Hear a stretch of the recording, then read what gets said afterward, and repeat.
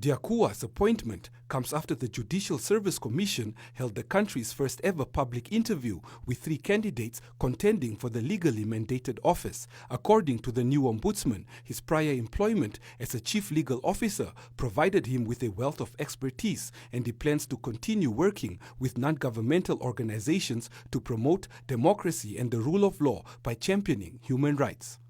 I've been around in government, but as just an ordinary senior official, but I was playing the role of defending human rights situation from the government point of view. Now I'm at the other side of the fence. I'm now going to defend the human rights of the citizens as an independent person. So I have gained quite appropriate experience in terms of my work from the government point of view. It's a very good institution to learn how human rights actually operate in the global arena.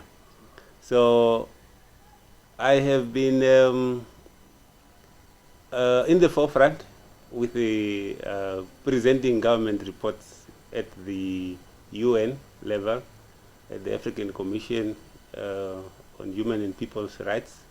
Their head office is in the Gambia, Banjul. I have been in Geneva. It was like my second home at the Human Rights Council.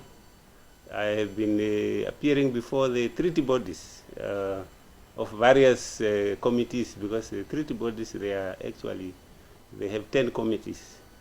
And as you may know, that Namibia is a signatory to all 7 core UN human rights instruments. And we report on most of those instruments. And I have been involved and accompanying the minister's delegation to go and present this report. So I have learned a lot through that. And at home, I am also well networked with the NGOs. So I am connected to all these NGOs, and there are many human rights defenders really in Namibia, and we worked together very well.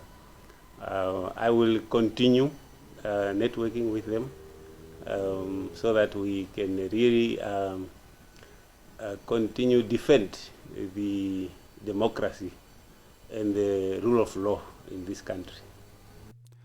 The drafters of the Ombudsman Act 7 of 1990 chose a hybrid model of a legislative and executive ombudsman, in which the ombudsman is appointed by the president but accountable to parliament, instead of a legislative ombudsman model in which the ombudsman is appointed by parliament and accountable to parliament. Dyakugha says that he is encouraged by the language used by the outgoing ombudsman, who has advocated for an amendment of the Ombudsman Act 7 of 1990, specifically to allow the ombudsman reports to inform Parliament about the activities of the Ombudsman for deliberation and consideration.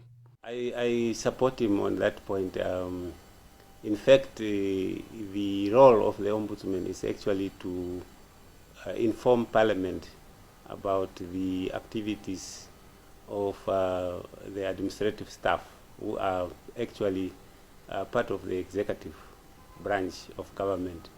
And as you may know, National Assembly have oversight over the executive. And they can only do that if they are well informed as what is happening on the ground.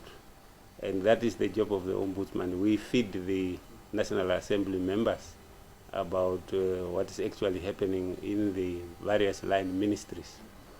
And there is actually development happening. There is a new bill proposed, which was proposed by the outgoing ombudsman, and I am encouraged by the language in this bill, which now specifically expressly state that reports will be tabled for deliberation and consideration, not just tabled.